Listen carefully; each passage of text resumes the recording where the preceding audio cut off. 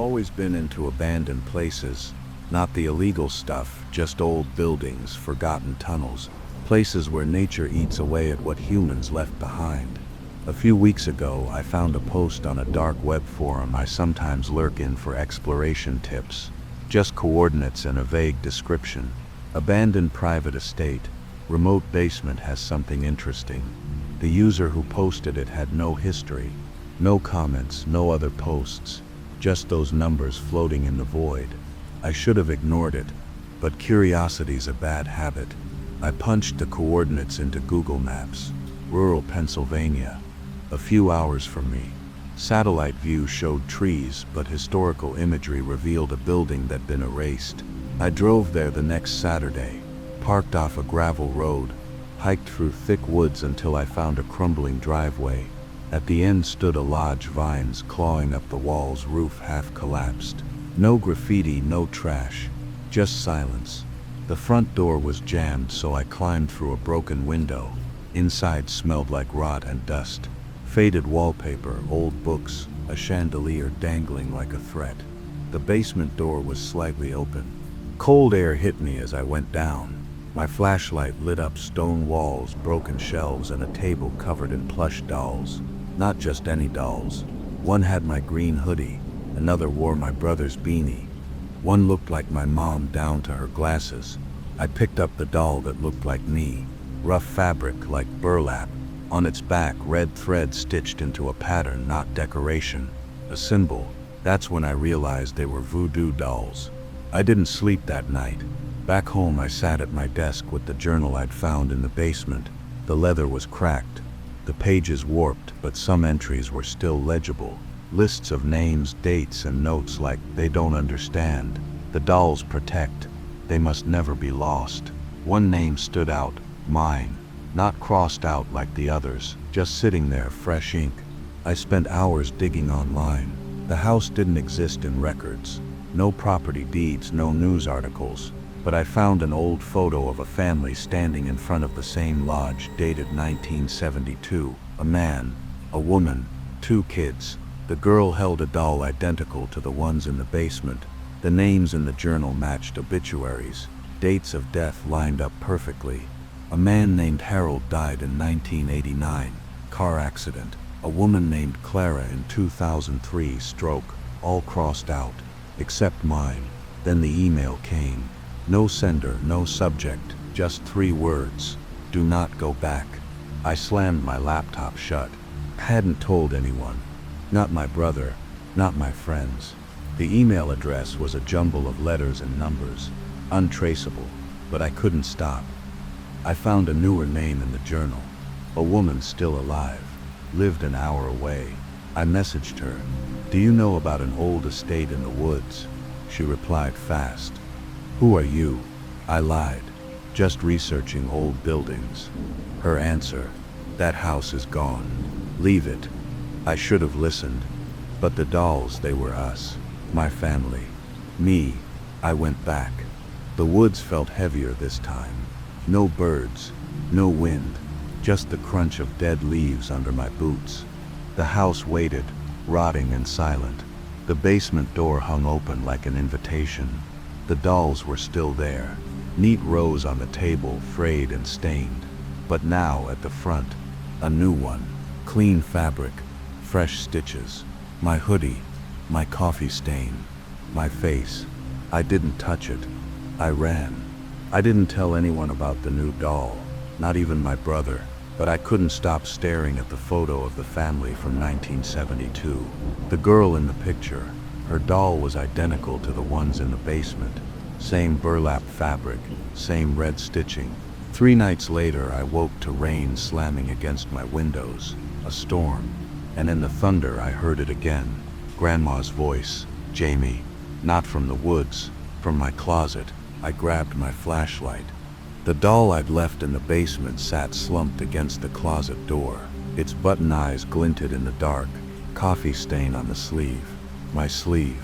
I threw it in a trash bag, drove back to the estate through the storm. Windshield wipers barely kept up. The woods swallowed the car's headlights whole. The house groaned in the rain.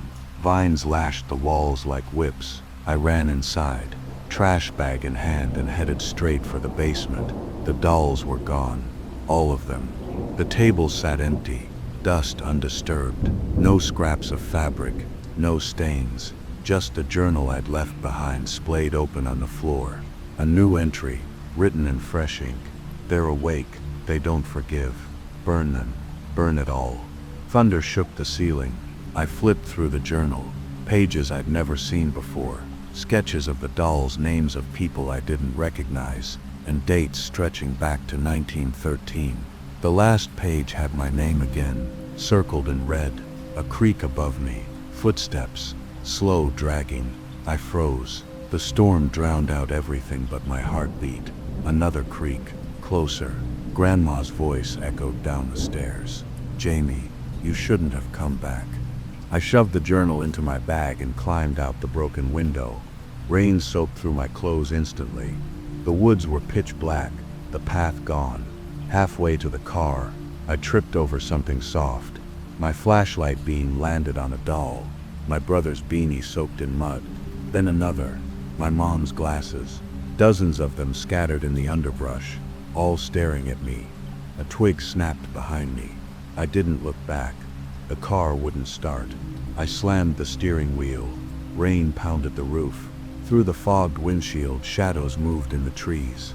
Too tall, too many limbs. I grabbed the journal and ran. The road was miles away. Branches tore at my arms. Dolls littered the ground like breadcrumbs. I followed them, breath ragged, until I stumbled into a clearing. The family from the photo stood in a circle. The man, the woman, the two kids, rotting, hollow-eyed. At their feet, a pile of dolls burned in a rusted barrel. The girl turned her head. Moss dripped from her jaw. "You're one of us now," she whispered.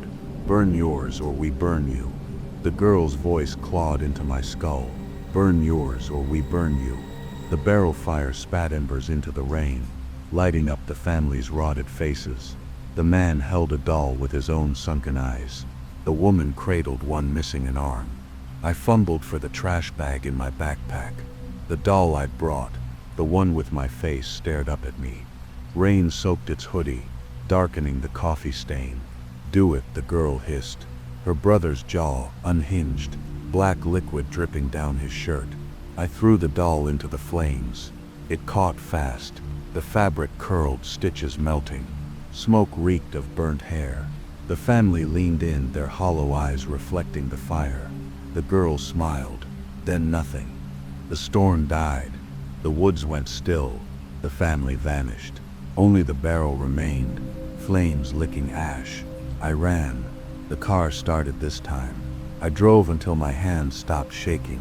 Back home, I burned the journal too, watched its pages turn to dust in my fireplace. For weeks, nothing happened. No emails, no voices. I told myself it was over. Then my brother called. "You okay?" he asked. "You've been quiet." "Fine." I lied. "Weird question. Did you send me a package?" Ice slid down my spine. "No, it's a doll. Looks like me." Thought it was a prank. I dropped the phone, drove to his apartment. The doll sat on his kitchen table. Same burlap, same red stitches. His beanie, his scars, his crooked smile. "Where'd you get this?" I whispered. "Mailbox. No return address." I grabbed it. The back had no symbol, just a date. "Tomorrow." I burned it in his sink. He laughed. "You're losing it, man." That night, his building caught fire. They found his body in the stairwell. No burns, just empty, like something sucked and dry. The police called it a gas leak. I knew better. Now I sit here, writing this, because the dolls are back. One for my mom, one for my boss, one for the woman who warned me. All delivered in plain boxes, all stamped with dates. I tried to burn them, but fire doesn't work anymore. The girl's voice follows me everywhere. "You're one of us now." Last night I found a new doll on my doorstep. It's hers, the girl from the woods. Rotting fabric, moss for hair. On the back, a message stitched in red. "Your turn to watch." I found a dark web job working at the most secret Vatican library. I was desperate, not just struggling, but 3 months behind on rent, credit cards maxed out, phone bill overdue, with a final eviction notice taped to my door. I had nothing left. No job, no savings, no family that gave a damn. I was about 2 weeks away from sleeping on the street. I tried everything. Ennis applied for hundreds of jobs. Retail, fast food, warehouse work. Either they weren't hiring or never called back. I started looking at under-the-table gigs.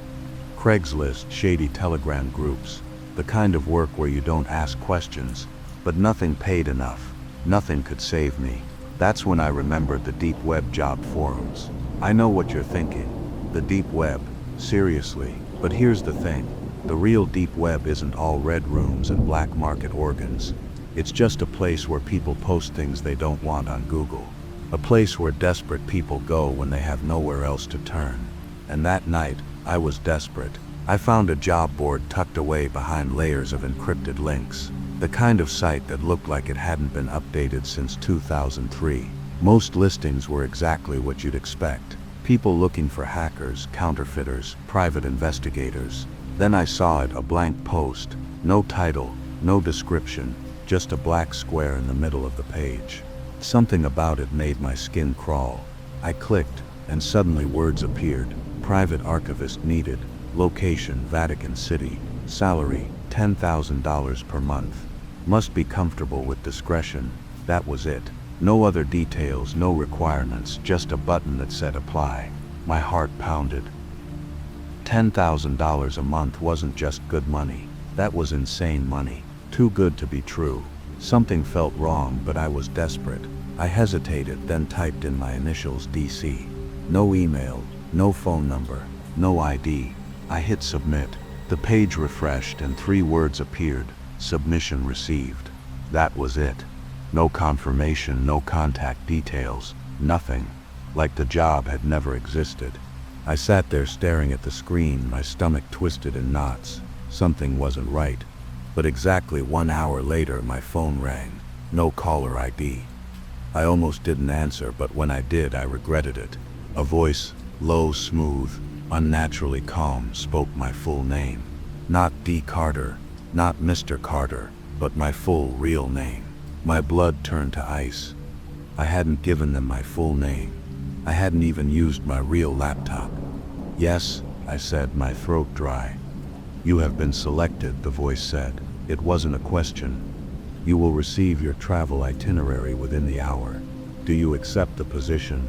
I hesitated. Every instinct in my body told me to say no, but then I thought about my bank account, my rent, $10,000 a month. Yes, I said. Good, the voice replied. Follow the instructions exactly. Do not deviate. Do not be late. Click, the line went dead. My hands were shaking as I checked my email.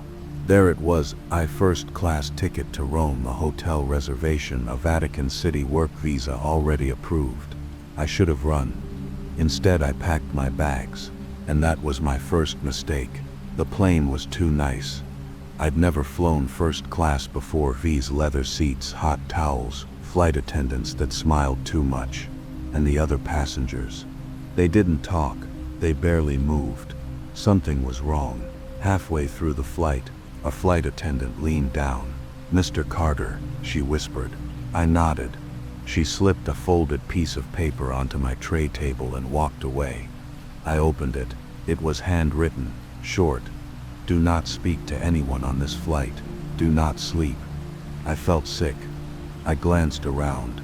The man across from me had lowered his newspaper. He was staring at me. I pocketed the note and did not close my eyes for the entire flight. When I landed, there was no customs check, no security, just a man in a black suit standing at the gate with a sign that said Carter. He led me to an unmarked black car.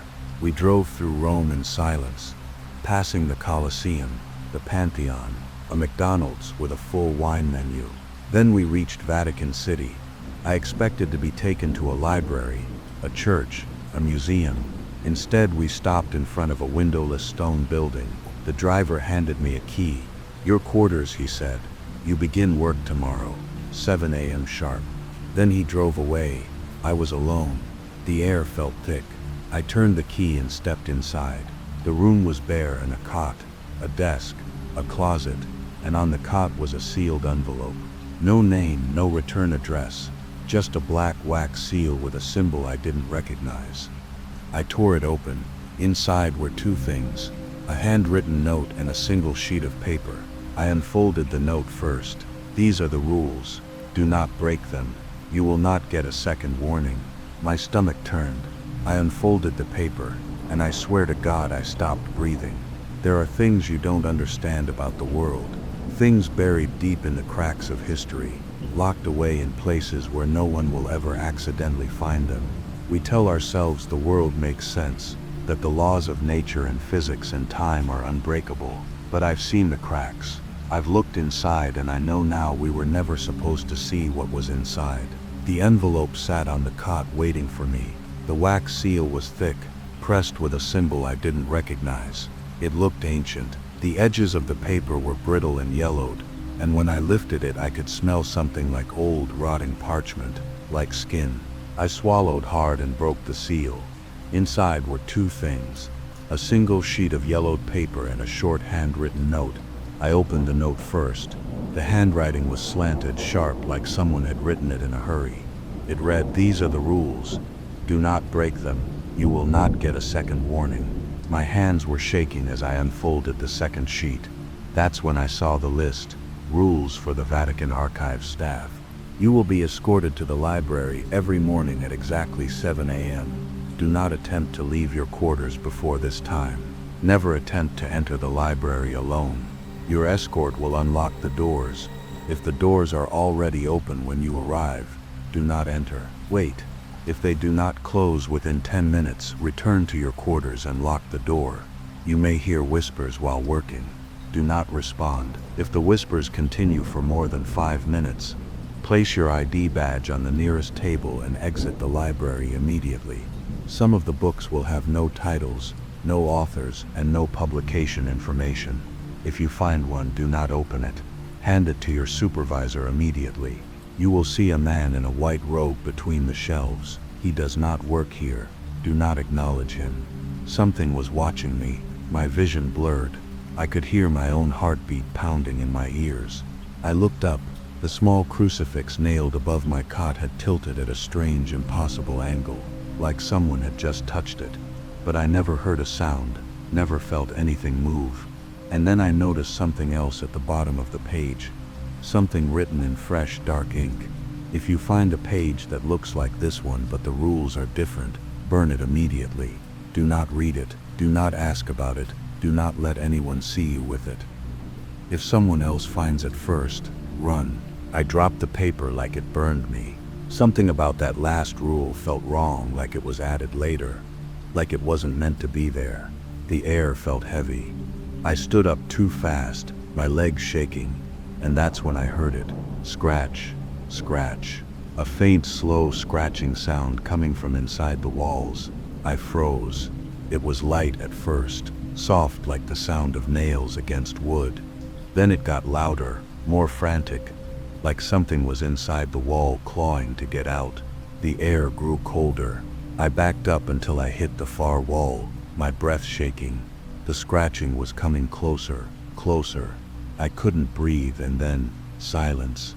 The scratching stopped. The room was dead quiet, and then from right behind me a whisper. "Did you read the last rule?" I didn't sleep that night. I didn't move. I didn't turn around. I didn't even breathe. I stayed frozen, staring straight ahead. My body locked in place. I didn't need to turn around. I knew deep in my gut something was standing right behind me. I closed my eyes. I counted in my head. 1, 2, 3. And then I ran. I grabbed the paper off the floor and threw myself onto the cot, shoving it under the thin pillow, curling into myself and waiting. Waiting for something to grab me. Waiting for the whispers to start again. Waiting for the scratching to return. But nothing happened. I stayed awake all night. The crucifix on the wall never moved again. But I could still feel it. Something watching me. Something waiting, because tomorrow I would enter the library, and I already knew I wasn't supposed to be there. Morning came too fast. I sat on the cot, my back pressed against the cold stone wall, staring at the crucifix above me. At exactly 6:59 a.m., there was a knock at my door. Knock, knock, knock, slow, rhythmic, like someone testing the sound. I hesitated. The rules do not leave your quarters before 7 a.m. I looked at my phone. 6:59. The knock came again. I held my breath. Then at the exact second my phone turned to 7 a.m. The door unlocked by itself with a loud click. I didn't open it, it opened for me. A man stood on the other side, tall, thin, wearing a Vatican security uniform that looked wrong. Not old exactly, but out of place, like it had been stitched together from something else. His face was too smooth, his eyes were too dark, and his lips never moved when he spoke. "Follow me," that was all he said. Then he turned and walked. I followed, not because I wanted to, but because I had to. Something told me if I didn't step out of that room right then and there, I was never leaving it again. The hallway we walked through felt too long, like it was stretching as we moved. The walls were wrong too. They looked ancient, older than the Vatican itself. Faded frescoes peeled from the ceiling, the colors too dark to recognize. There were statues too, life-size saints lining the walls carved from stone, but their faces were worn away. No features, just smooth, eyeless gaps where their expression should have been. I kept my eyes on the ground. I didn't look at them, and thank God I didn't, because out of the corner of my vision, I swear to God one of them moved. The hallway ended at a set of massive iron doors. No windows, no markings, just smooth blackened metal that smelled like blood. The security guard reached into his coat and pulled out a key.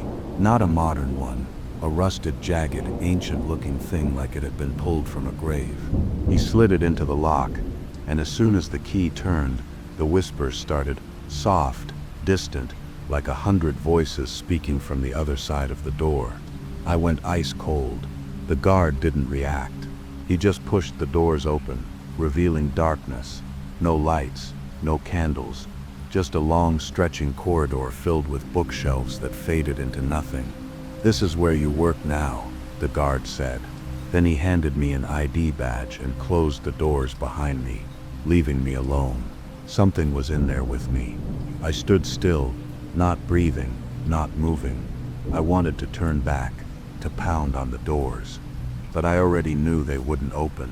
I was locked in. The room smelled wrong. Not dusty like an old library should smell, but rotting, damp, breathing. And in the distance, somewhere deep in the stacks, something shifted. I wasn't alone. I gripped my badge so hard my fingers ached. The rules echoed in my mind. If you hear whispers, do not respond. If you see a man in white, do not acknowledge him. If you hear your own voice speaking to you, burn your clothes and leave immediately. I took a slow, careful step forward. The floor creaked beneath me, and then a voice right behind me. "You're not supposed to be here." The voice wasn't human. It wasn't even a voice. More like the sound of paper tearing, of ink bleeding into water. I didn't turn around. The rules flashed in my mind. Do not respond. Do not acknowledge him. But the air thickened and the smell of rot intensified. Shadows pooled at the edges of the library, alive and shifting. The whispers grew louder, overlapping in languages I didn't recognize. Latin, Aramaic, something older. I forced myself to walk. The shelves towered endlessly, stacked with books bound in leather, bone, and materials I couldn't name. Some pulsed faintly as if breathing. My ID badge trembled in my hand, its laminated surface ice cold. Scratch, scratch. The sound came from above. A book was crawling across the ceiling. Not sliding, not falling, crawling, its spine arching like a centipede, pages fluttering like legs. It stopped, hovering directly over me. A drop of black liquid fell from its cover, sizzling as it hit the floor. I ran. The library warped around me. Aisles twisted into dead ends. Shelves leaned inward, books whispering as I passed. "Open us," they hissed. "We'll show you what you need." Then I saw it, a book lying open on a pedestal.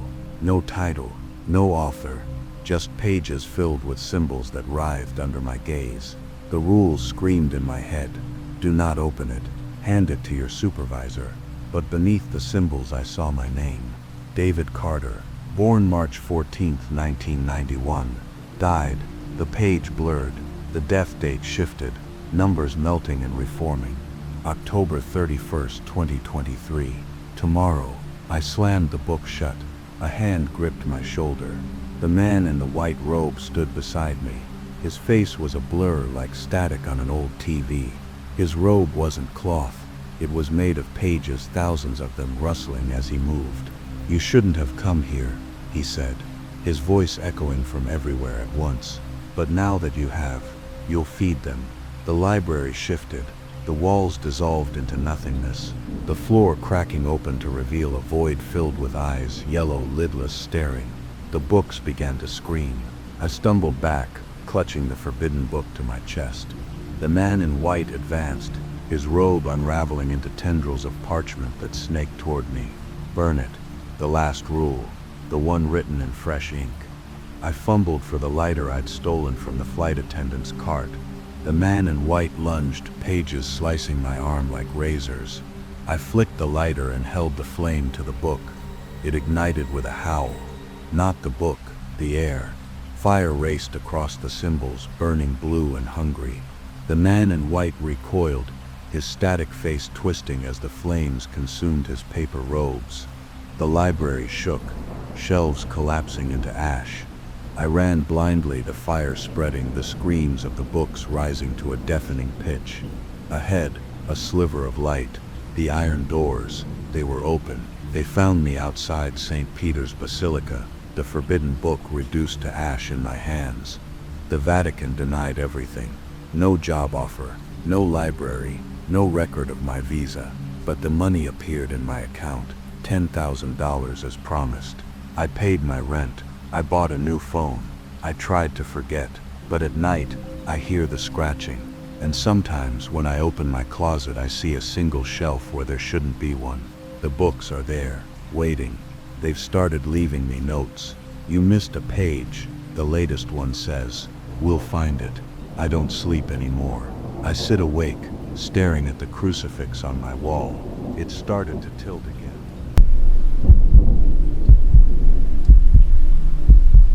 I wasn't desperate for money. I had a decent job, a small apartment, no debt, but I was bored. Late one night, scrolling through Reddit, I found a post in a dark web thread.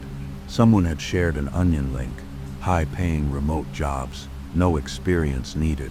The comments were full of warnings, but a few people claimed it was legit.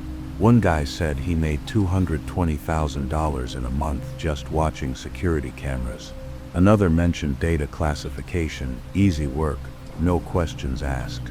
Curiosity got me. I opened Tor, typed in the link. The site was bare, black background, white text. No images, no flashy design. Just a form. Skills, availability. Are you comfortable with unusual tasks? I filled it out half-heartedly, used an old Proton Mail account, clicked submit. The screen refreshed. "We will contact you if selected." I closed the laptop and went to bed. I woke up on the floor, cold, smooth, gray. Not my apartment, not my bed. I sat up, head spinning. My clothes were gone, replaced by an orange jumpsuit. A plastic ID tag clipped to my chest. Subject 016. The room was small. Metal walls, a single ceiling light, a steel toilet in the corner. No windows, no door. A faint clicking sound came from beyond the walls, like fingers tapping on glass. I shouted. No answer. The clicking stopped. A panel in the wall slid open. Inside, a white envelope. No markings. I opened it. A folded sheet of paper and a plastic key card. The paper said, "Follow instructions exactly. No questions. No deviation." The key card had a timestamp, 0045. The panel slid shut. I was alone again. I stared at the key card. No clock in the room, no way to tell time, just a timestamp, 0045.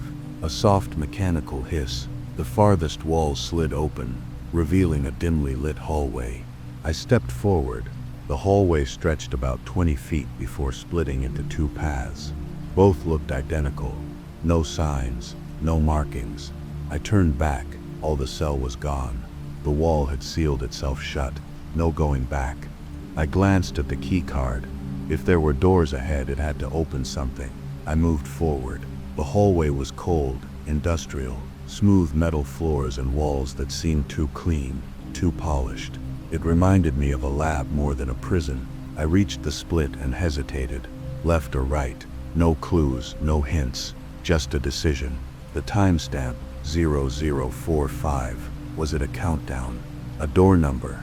A time I needed to be somewhere? I turned right.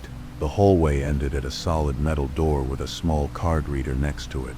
No handle, no window. I held up the key card, hesitating. If I swiped it, would it trigger something? Before I could talk myself out of it, I slid the card through the reader. A soft beep, then a click. The door unlocked. The door opened into a larger room. Metal walls, a long table in the center, and a black folder on top. No chairs, no cameras, just a single overhead light, casting a dim yellow glow. I walked up to the table, staring at the folder. Subject 016 was printed on the front. My tag. A small speaker in the ceiling crackled to life. A robotic voice, flat and emotionless. Read carefully. Follow all instructions. I opened the folder. Inside were 3 sheets of paper. The first one had a list of rules. 1. You have 30 minutes to complete the task. 2. Do not attempt to leave until instructed. 3. Do not speak unless asked to. 4. Follow all directions exactly as written. 5. Failure to comply will result in termination and possible death. The words termination and possible death sat heavily at the bottom. I flipped to the second page. A questionnaire. Have you ever worked in classified environments? Do you have a criminal record? Are you willing to comply without explanation? Would you consider yourself an observant person? Do you believe in ethical responsibility? The questions made no sense together. Some were normal. Some felt deliberately vague. I picked up the pencil next to the folder and filled it out, deciding to play along. The third page was blank except for a single sentence. Await further instruction. I placed the pencil down and waited. Minutes passed. Then, without warning, the walls shifted again. A new opening. Another hallway. I stood up, gripping the key card. Whatever this was, it wasn't just a job. The hallway was identical to the last, smooth metal walls, no windows, no sound.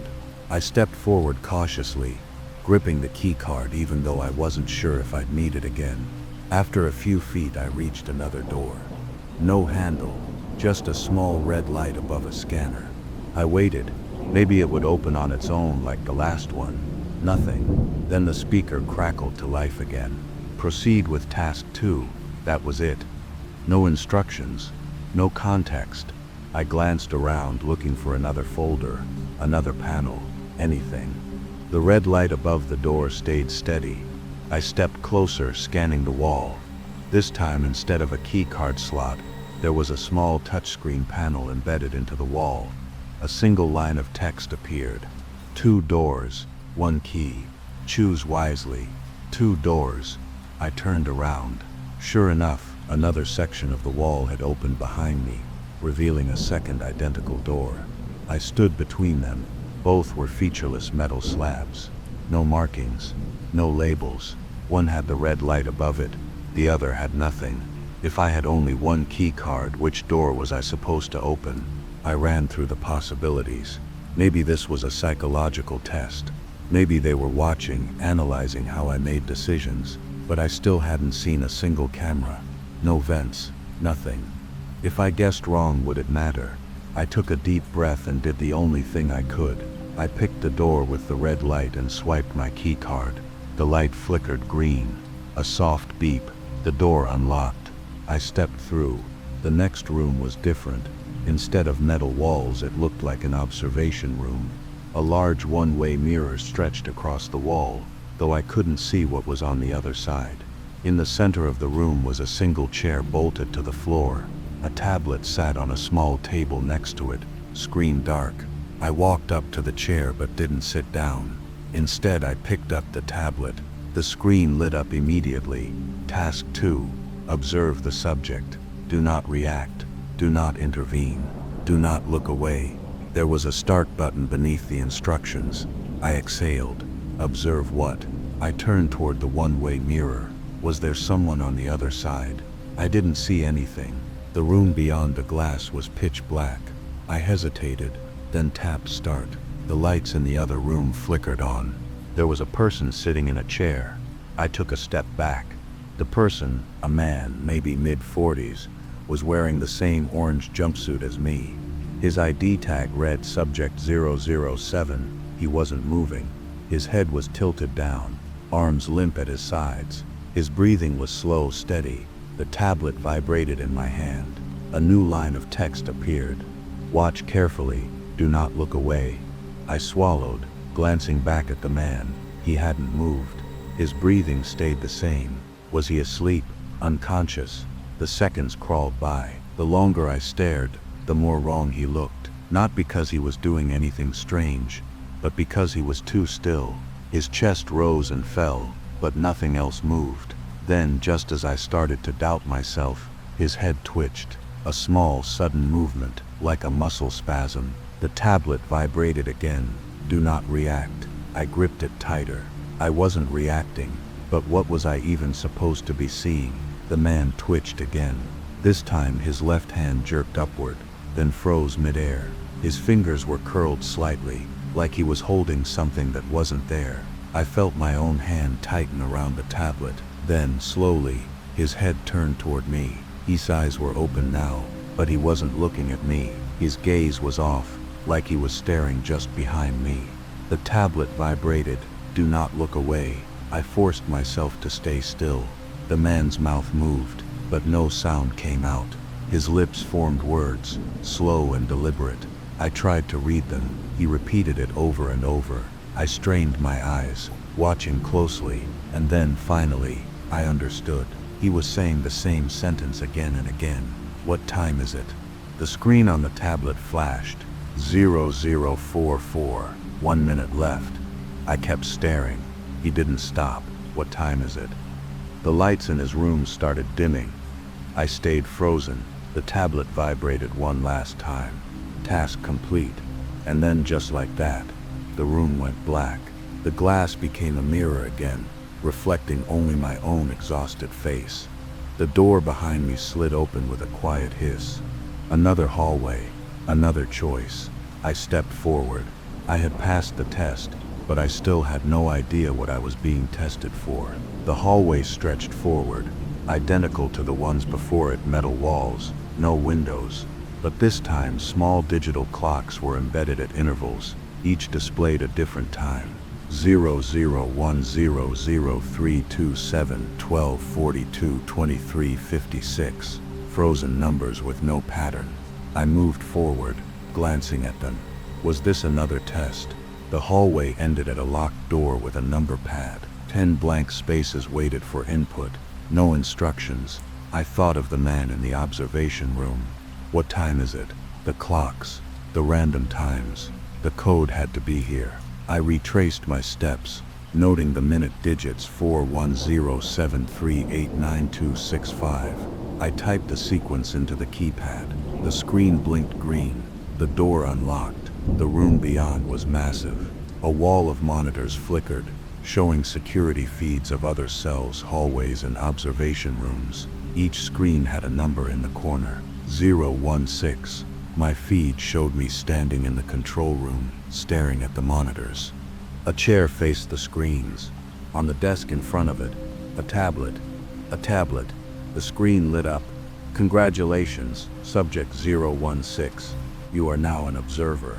I swiped to the next page. Your role has changed. You will monitor new subjects. You will not question. You will remain here until further notice. A single button glowed at the bottom. Accept. I set the tablet down. The monitors showed dozens of subjects.